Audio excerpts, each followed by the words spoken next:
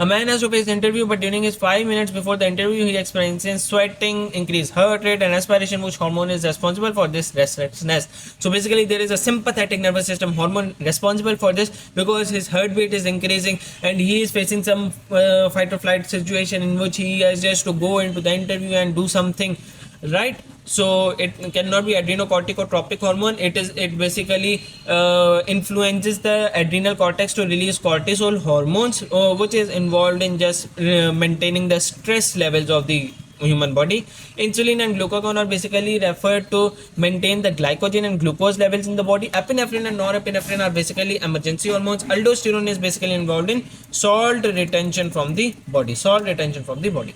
Which of the following neurotransmitters function both in neurotransmitter and hormones decreasing our perception of pain? So there is a neurotransmitter which acts as both a neurotransmitter as well as a hormone, and this hormone functions to reduce the level of pain in our body. So basically endorphin is one hormone as well as neurotransmitter which decreases the level of pain, as well as it is a neurotransmitter released by the cells of brain. So endorphins is the right answer. Full name beta endorphins.